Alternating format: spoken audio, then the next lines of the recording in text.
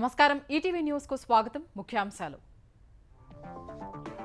ఏపీలో భారీ పెట్టుబడులకు ముందుకొచ్చిన అదానీ గ్రూప్ స్వర్ణాంధ్ర సాధన రాజధాని నిర్మాణంలో కలిసి పనిచేస్తామని ప్రకటన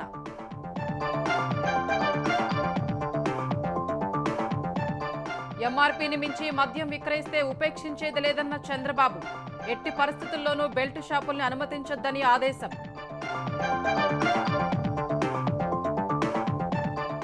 ఏపీలో నేటి నుంచే దీపం పథకం గ్యాస్ బుకింగ్లు ఆధార్ రేషన్ కార్డు బ్యాంకు ఖాతా ఉంటే అర్హులన్న మంత్రి నాదెండ్ల 48 గంటల్లో నగదు జమ చేస్తామని వెల్లడి తెలంగాణలో కరెంటు ఛార్జీల పెంపు ప్రతిపాదనను తిరస్కరించిన ఈఆర్సీ సామాన్యులపై భారం పడకుండా స్థిర ఛార్జీలు యథాతథం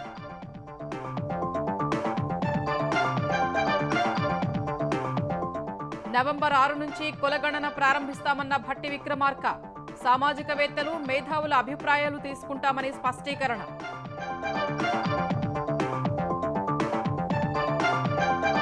బీబీనగర్ ఎయిమ్స్ లో నేడు డ్రోన్ వైద్య సేవలకు శ్రీకారం ఢిల్లీ నుంచి వర్చువల్ గా ప్రారంభించనున్న ప్రధాని మోదీ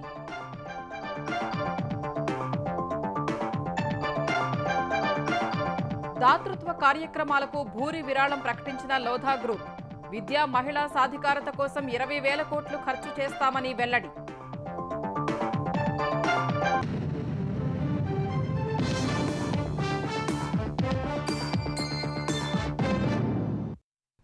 ఏపీ అభివృద్ధిని పరుగులు పెట్టించే భారీ పెట్టుబడుల ప్రతిపాదనలతో అదానీ గ్రూపు ముందుకొచ్చింది. అమరావతి ఇన్నర్ రింగ్ రోడ్, గనులు, పోర్టులు, డేటా సెంటర్లు, కృత్రిమ మేధ, ఐటీ, పర్యాటకం వంటి రంగాల్లో ఏపీలో 1,000 కోట్ల పెట్టుబడులకు సిద్ధంగా ఉన్నట్టు ప్రకటించింది. లక్షల మందికి ఉపాధి కల్పిస్తామని తెలిపింది.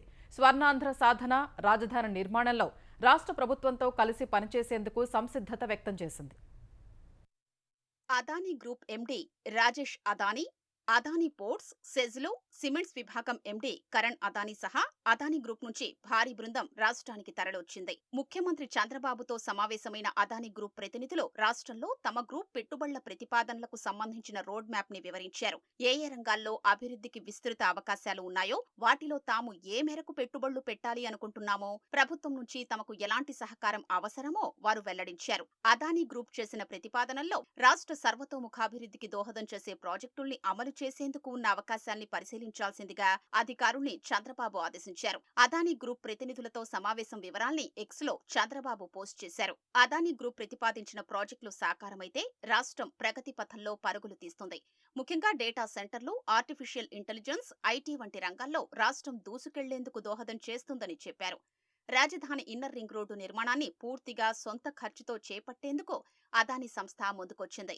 ఇదివరకే సిద్ధం చేసిన ఐఆర్ఆర్ అలైన్మెంట్లో అవసరమైతే కొన్ని మార్పులు చేసి ప్రాజెక్ట్ ని ముందుకు తీసుకెళ్లేందుకు సంసిద్ధత వ్యక్తం చేసింది. గతంలో రాష్ట్ర ప్రభుత్వం సిద్ధం చేయించిన డీపీఆర్ కి తగ్గట్టే ఐఆర్ఆర్ ని ఫేజ్ 1, ఫేజ్ 2లుగా ప్రతిపాదించింది. భవానీ ద్వీపం, రాజధాని సీడ్ యాక్సెస్ రోడ్డు, కనకదుర్గ గుడి, బస్టాండ్, రైల్వే స్టేషన్లను కలుపుతూ రోప్వే నిర్మాణం చేపడతామంది. ట్రాఫిక్ స్టడీ తర్వాత అవసరమైతే అదనపు స్టేషన్లు నిర్మిస్తామని వెల్లడించింది.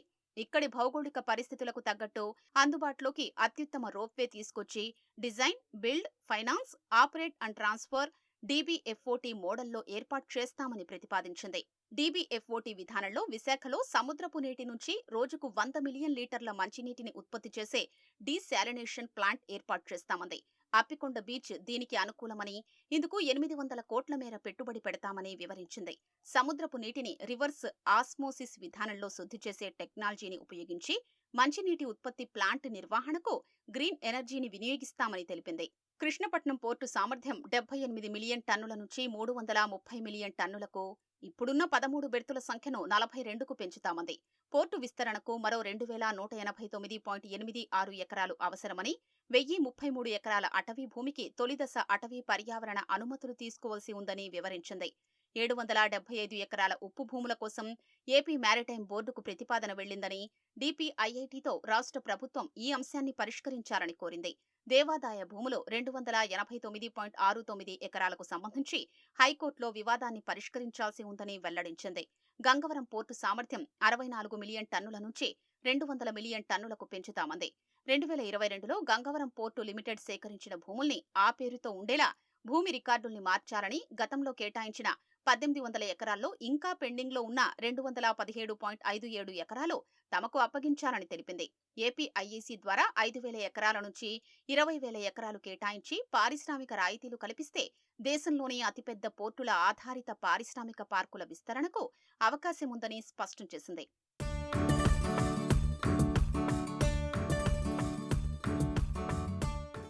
బీచ్ శాండ్ విలువ ఆధారిత ఉత్పత్తుల ప్రాజెక్టులకు సంబంధించి తొలి దశలో 3 నుంచి 4,000 కోట్లు పెట్టుబడి పెడతామని, దీనివల్ల ప్రత్యక్షంగా 2,000 మందికి, పరోక్షంగా 4,000 నుంచి 5,000 మందికి ఉద్యోగావకాశాలు లభిస్తాయని తెలిపింది. విలువ ఆధారిత ఉత్పత్తుల ప్రాజెక్టుల్లో పెట్టుబడి 15,000 కోట్ల నుంచి 20,000 కోట్లు, ప్రత్యక్షంగా 4,000 మంది, పరోక్షంగా 8,000 నుంచి 10,000 మందికి ఉద్యోగావకాశాలు లభిస్తాయని స్పష్టం చేసింది. ప్రభుత్వానికి ఆదాయం 30 ఏళ్లకు 10,000 కోట్లు, టైటానియం డయాక్సైడ్ దిగుమతిని తగ్గించుకోవడం ద్వారా 9,000 కోట్లు, మౌలిక సౌకర్యాల ప్రాజెక్టు, చుట్టుపక్కల ప్రాంతాల అభివృద్ధిలో భాగంగా ఆతిథ్య రంగం, మౌలిక వసతుల కల్పన, విద్యా కేంద్రాలు, వర్క్షాప్ల ఏర్పాటు చేస్తామని స్పష్టం చేసింది. ఇందుకు ప్రాధాన్య రంగంగా గుర్తించి ప్రత్యేక రాయితీలివ్వాలని కోరింది.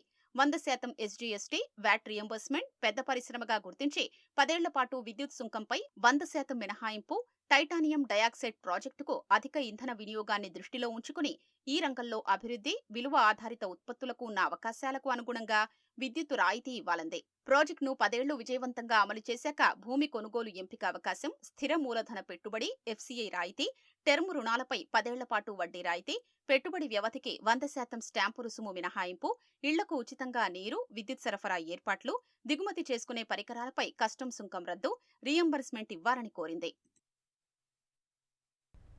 లిక్కర్ షాపుల్లో మద్యాన్ని ఎంఆర్పీ కంటే ఎక్కువకు విక్రయిస్తే ఉపేక్షించేది లేదని ముఖ్యమంత్రి చంద్రబాబు హెచ్చరించారు.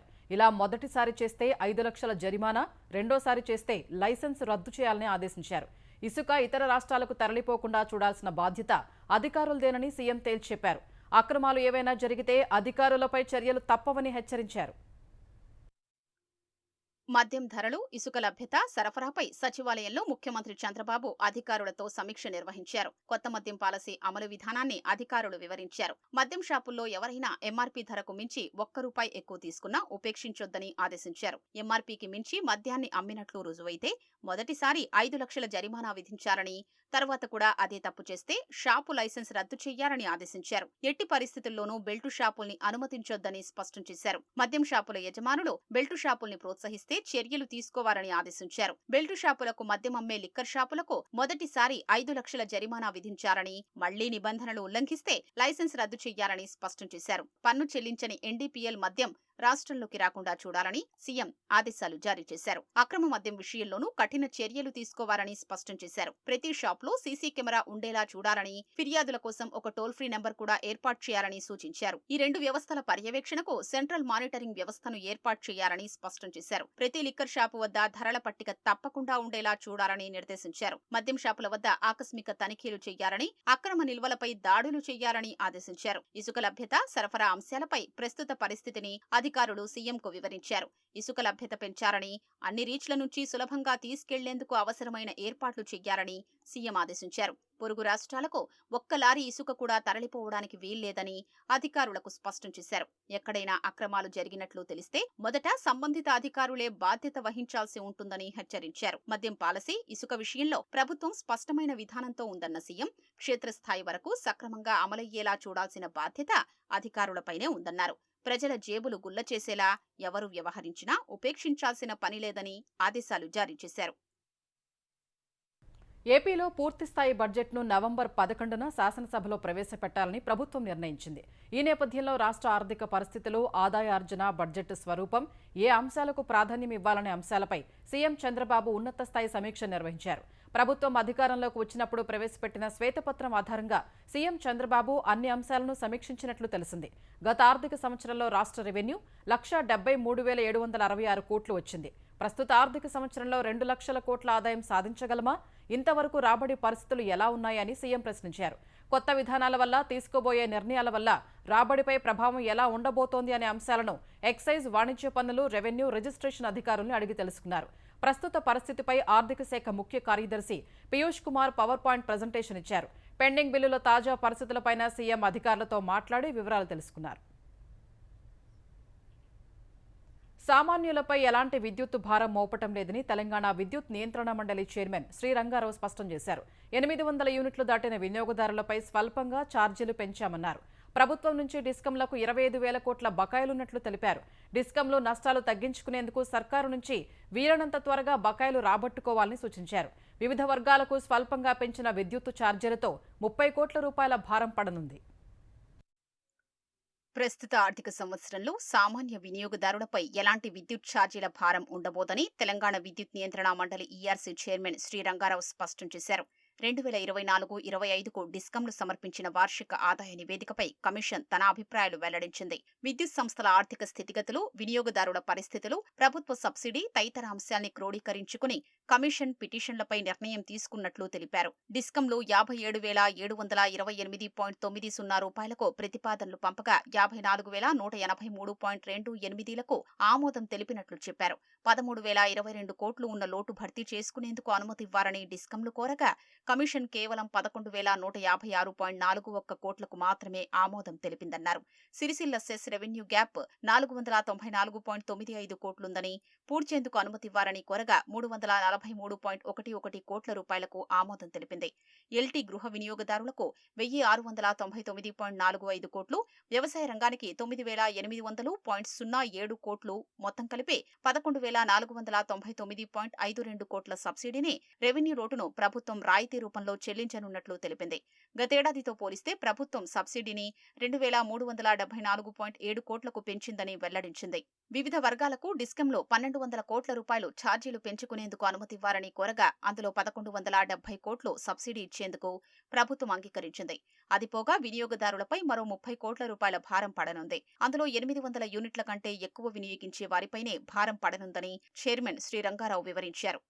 హెచ్టీ కేటగిరీకి చెందినటువంటి ఎనర్జీ చార్జెస్ ₹7.65 పెంచాలని ప్రతిపాదన చేశారు. దాన్ని కమిషన్ ఆమోదించలేదు. 132 KVA వారికి ₹7.65 పెంచాలని ప్రతిపాదన పెట్టారు. దాన్ని కమిషన్ ఆమోదించలేదు. 33 KVA వారికి ₹7.65 పెంచాలని ప్రతిపాదన ఇచ్చారు. దాన్ని ఆమోదించలేదు. 11 KV, 33 KV, 132 KV క్లబ్ చేసి 11 KV వారికి ఏదైతే టారిఫ్ ఉందో ఆ టారిఫ్ను అప్లై చేయమని అడిగారు. యాక్సెప్ట్ చేయలేదు. ఎల్టీ కేటగిరీ గృహ వినియోగదారులకు ఎలాంటి ఛార్జీలు పెంచలేదు. నెలవారీ సాధారణ బిల్లుల పెంపునకు అనుమతివ్వలేదని వెల్లడించారు. LT2 వినియోగదారులకు, కమర్షియల్ వినియోగదారులకు సింగిల్ ఫేజ్ వినియోగదారుల నెలవారీ ఛార్జీలు 65 నుంచి 50 రూపాయలకు తగ్గించారు. 800 యూనిట్ల కంటే అదనంగా కరెంట్ను వినియోగించే వారికి స్థిర ఛార్జీలు 10 నుంచి 50 రూపాయలకు పెంచారు. పరిశ్రమల నుంచి వచ్చిన విజ్ఞప్తుల మేరకు చిన్న తరహా పరిశ్రమలకు తీసుకునే కరెంటు లోడ్ సామర్థ్యాన్ని పెంచినట్లు శ్రీ రంగారావు వివరించారు. కాటేజ్ పరిశ్రమలకు నెలకు 30 చెల్లించాలనే నిబంధన తొలగించారు. ఎలక్ట్రిక్ ఛార్జింగ్ స్టేషన్ల వినియోగం పెంచేందుకు స్థిర ఛార్జీలో 50 రూపాయలు మినహాయించారు. టైమ్ ఆఫ్ డేలో పీక్ అవర్లో విద్యుత్ను వినియోగించే వారికి ఎలాంటి మార్పు లేదని ఈఆర్సీ స్పష్టం చేసింది. రాత్రి 10 నుంచి ఉదయం 6 గంటలకు నాన్ పీక్ అవర్లో వాడే వినియోగదారులకు కన్సెషన్ రూపాయి నుంచి రూపాయిన్నరకు పెంచినట్లు పేర్కొన్నారు.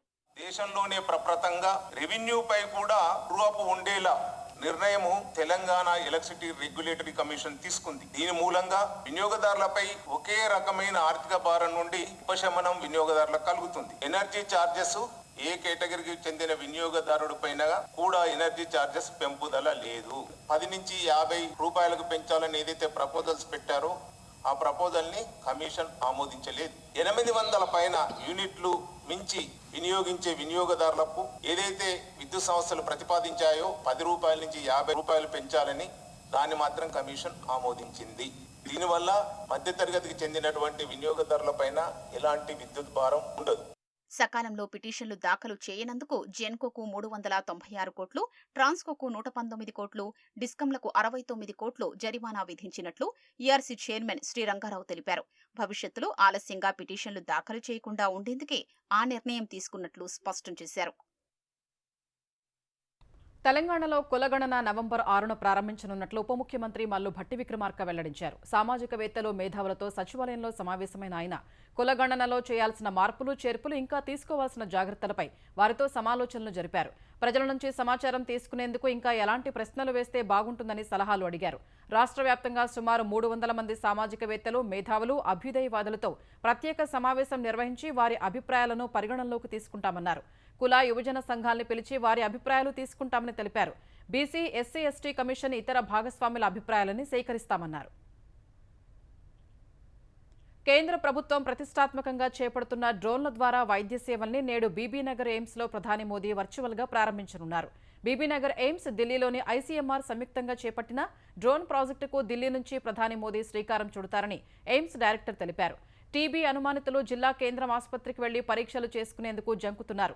అలాగే మారుమూలపల్లె నుంచి ప్రజల నమూనాలు సేకరించిన ఆరోగ్య సిబ్బంది వాటిని జిల్లాలోని ల్యాబ్లకు పంపేందుకు ఆలస్యం కావడంతో ఆ నమూనాల్లో వ్యత్యాసం వస్తోంది.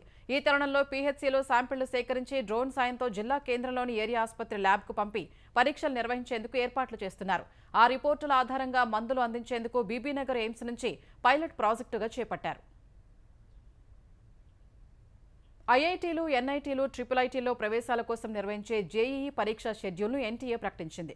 2025-26 విద్యా సంవత్సరానికి గాను జేఈఈ పరీక్షల్ని 2 దఫాల్లో నిర్వహించనున్నట్టు తెలిపింది. తొలి దఫా పరీక్షల్ని 2025 జనవరి, ఏప్రిల్లో రెండో దఫా నిర్వహిస్తామని స్పష్టం చేసింది. జనవరిలో జరగనున్న పరీక్షల కోసం నవంబర్ 22 వరకు ఆన్లైన్లో దరఖాస్తులు స్వీకరించనున్నట్టు పేర్కొంది. పరీక్షల్ని నిర్వహించనున్న కేంద్రాల వివరాల్ని జనవరి మొదటి వారంలోపు ప్రకటిస్తామన్న ఎన్టీఏ జనవరి 22 నుంచి 31 తేదీల్లో జేఈఈ తొలి దఫా పరీక్షలు నిర్వహించి ఫిబ్రవరి 12 లోపు ఫలితాలు విడుదల చేస్తామని పేర్కొంది. మొత్తం 13 భాషల్లో పరీక్ష నిర్వహించనున్న ఎన్టీఏ సిలబస్ను ఖరారు చేసింది. మరింత సమాచారం కోసం అభ్యర్థులు ఎన్టీఏ వెబ్సైట్ను సందర్శించాలని సూచించింది. దీపావళి కానుకగా దీపం 2 పథకాన్ని అమలు చేస్తున్నట్లు ఏపీ పౌర సరఫరాల శాఖ మంత్రి నాదెండ్ల మనోహర్ తెలిపారు. తెల్ల రేషన్ కార్డుదారులు నేటి నుంచి గ్యాస్ బుక్ చేసుకోవచ్చని చెప్పారు. గుంటూరు కలెక్టరేట్లో మరో మంత్రి కందుల దుర్గేష్తో కలిసి నాదెండ్ల మనోహర్ జిల్లా అభివృద్ధిపై సమీక్ష నిర్వహించారు.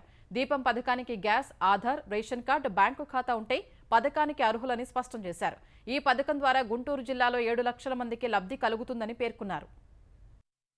29వ తారీఖు ఉదయం 10 నుంచి గ్యాస్ కనెక్షన్స్ ఉన్న ప్రతి ఒక్కరు కూడా గ్యాస్ సిలిండర్ కోసం వాళ్ళు బుక్ చేసుకోవచ్చు. బుక్ చేసుకున్న తర్వాత డెలివరీ అయిన 24 గంటల లోపే వాళ్ళ ఖాతాలో నిధులు జమ అయ్యే విధంగా అన్ని విధాలుగా సిద్ధమయ్యాం. గౌరవ ముఖ్యమంత్రి గారి చేతుల మీదుగా సుమారు 900 కోట్ల రూపాయలు అడ్వాన్స్గా ఈ కంపెనీలకి అందజేయబోతున్నాం.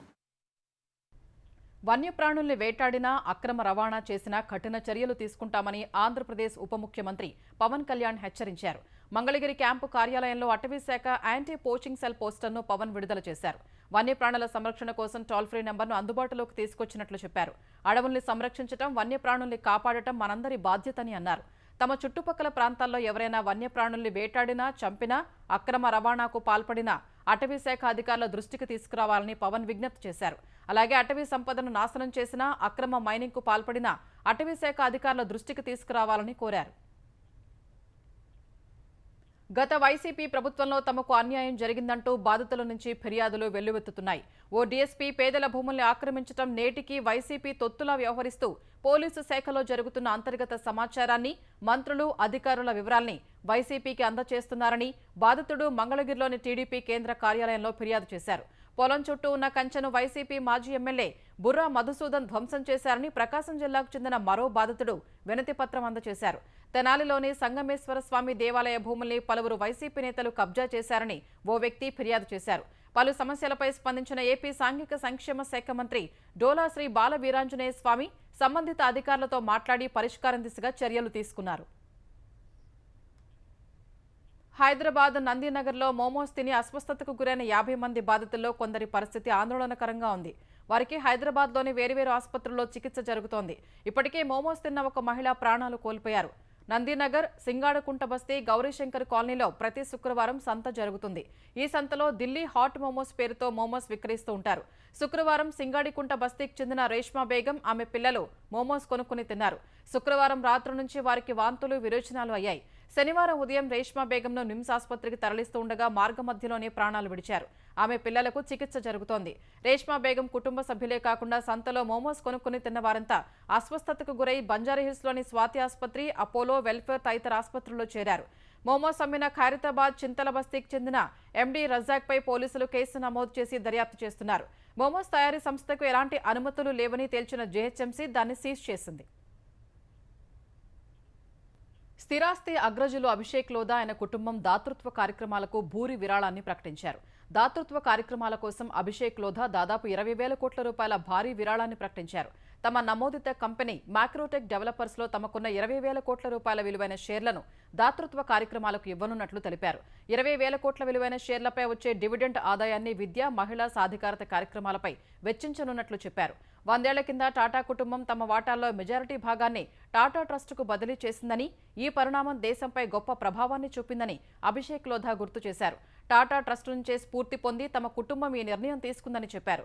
లోధా బ్రాండ్పై స్థిరాస్తి విక్రయాలు జరుపుతున్న మ్యాక్రోటెక్ మార్కెట్ విలువ 1,10,000 కోట్ల రూపాయలు కాగా ఇందులో ప్రమోటర్ల వాటా 72.11% ఉంది. విరాళంలో భాగంగా మ్యాక్రోటెక్ డెవలపర్స్లో 18 నుంచి 19% వాటాను తమ లాభాపేక్ష రహిత సంస్థ లోధా ఫిలాంథ్రోపీ ఫౌండేషన్కు లోధా ఆయన కుటుంబీకులు త్వరలో బదిలీ చేయనున్నారు. సామాజిక బాధ్యతా కార్యకలాపాలు నిర్వహించేందుకు వచ్చే ఏడాది జనవరిలో ఒక సలహా కమిటీ సంఘాన్ని ఏర్పాటు చేయనున్నట్లు అభిషేక్ లోధా వెల్లడించారు. అమెరికా అధ్యక్ష ఎన్నికల్లో ఆ దేశ అధ్యక్షుడు జో బైడెన్ తన ఓటు హక్కును వినియోగించుకున్నారు. తన సొంత పట్టణం డెలావేర్లో బైడెన్ ఓటేశారు. వెలింగ్టన్లో తన ఇంటికి సమీపంలోని పోలింగ్ కేంద్రంలో క్యూలో నిల్చుని మరీ ఆయన ఓటేశారు. దాదాపు 40 నిమిషాల పాటు క్యూలో బైడెన్ వేచి ఉన్నారు.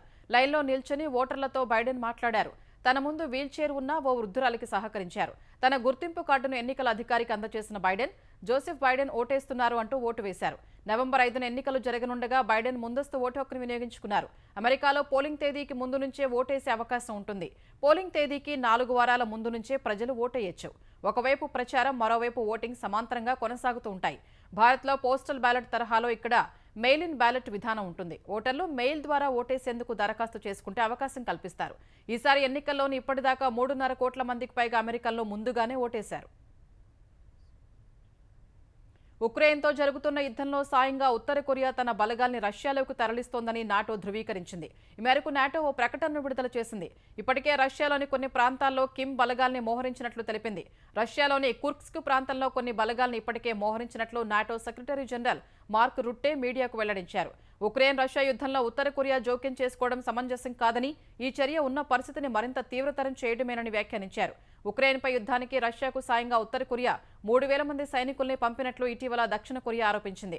రష్యాలో మోహరించిన ఉత్తర కొరియా సైనికులకు రష్యా సైనిక యూనిఫామ్లు, ఆయుధాలు, నకిలీ గుర్తింపు పత్రాలు అందించినట్లు పేర్కొంది.